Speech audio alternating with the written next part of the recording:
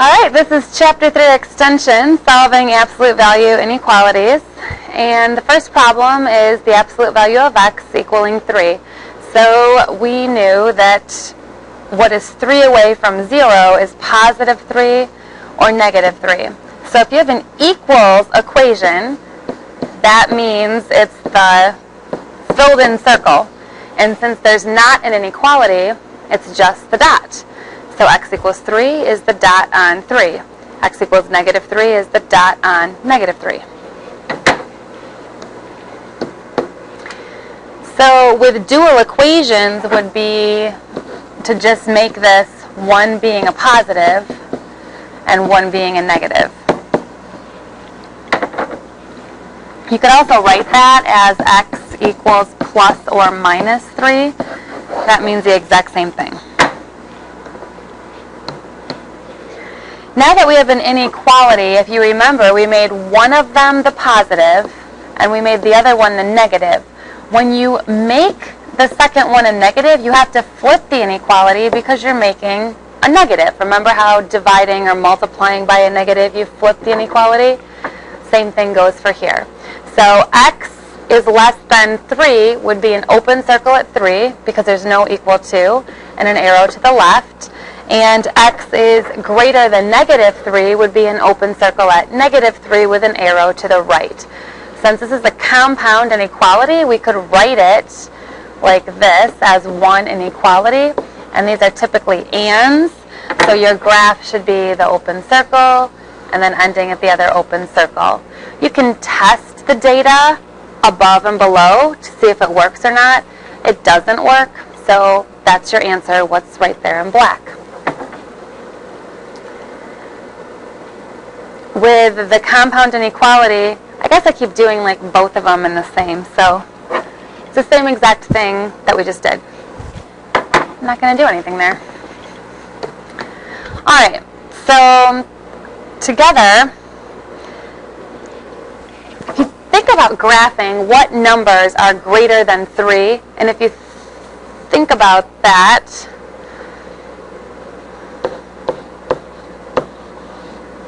it's anything right here is greater than 3. But since it's an absolute value, you also have to think about all of the negatives that when you take the absolute value will be greater than 3. So if we're thinking about our compound inequality, you would flip the inequality and you would attach a negative to it.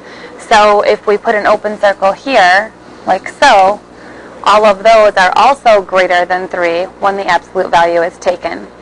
Now, this is an OR. If you try to write this compound, the Pac-Man eats the negative 3, like so. And when the inequalities are facing that way, it's typically an OR. So we can keep it separate, or just remember that that means an OR. And it might be easier also to do this.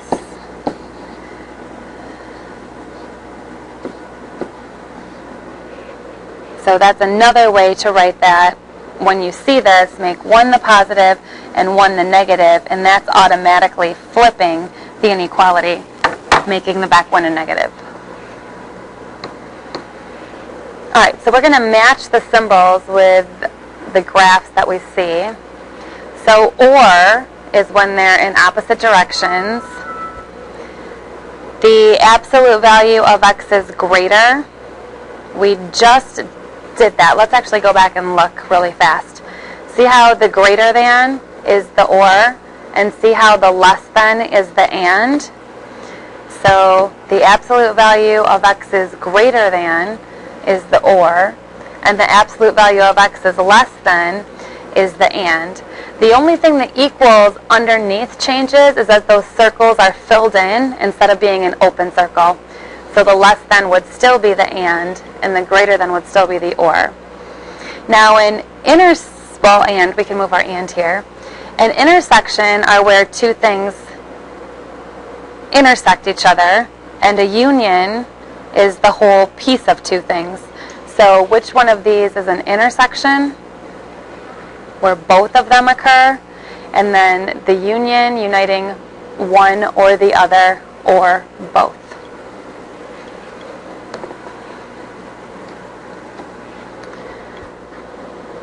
X minus 3 absolute value equals 5. We have an equal sign. That means that our graph is just going to be a dot.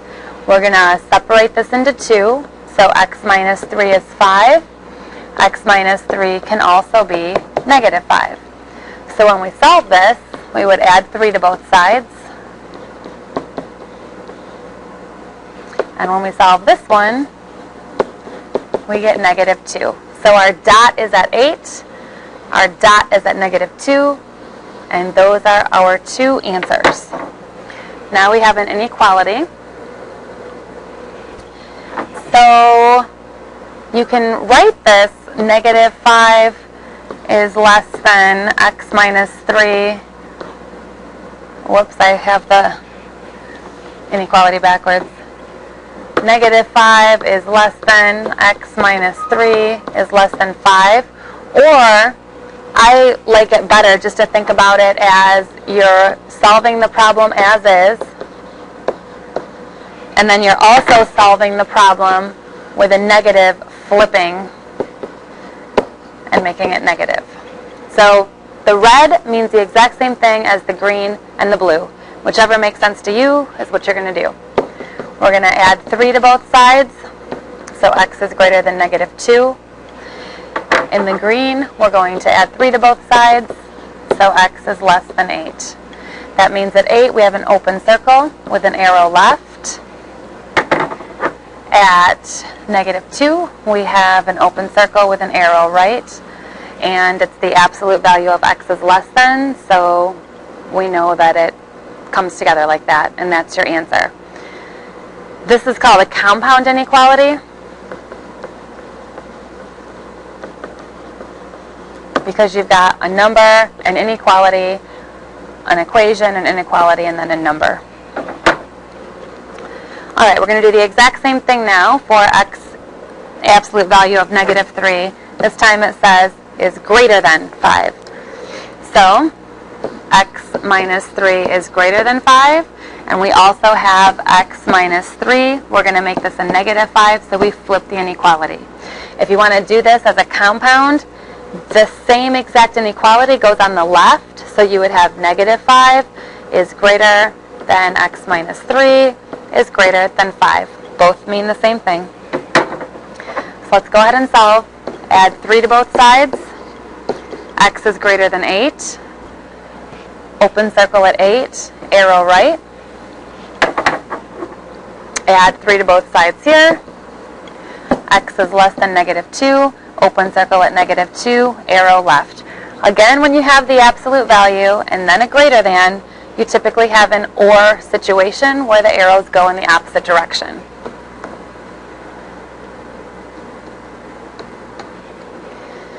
Okay, you could do this as a compound inequality.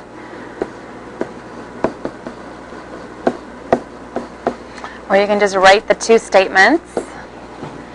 3 plus 2x is less than 11, and then we're going to make the negative and flip the inequality.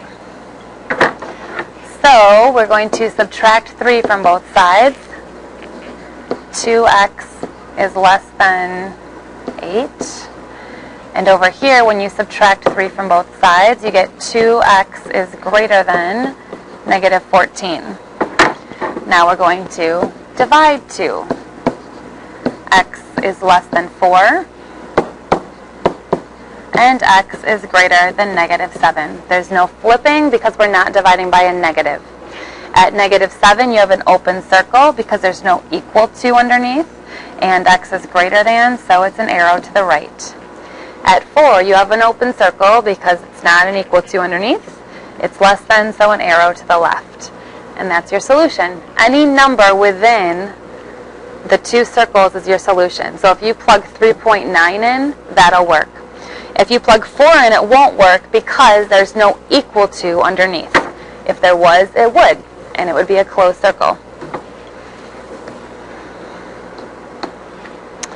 And last but not least, we have the absolute value of 5 plus 2y is greater than or equal to 3.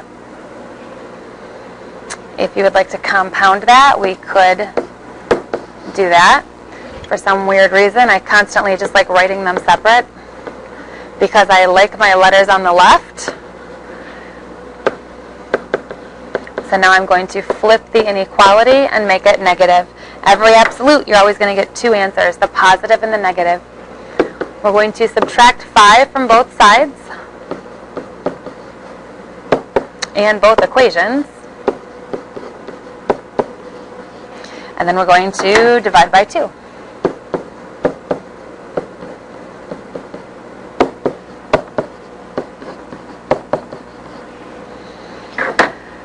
So, y is greater than or equal to negative 1.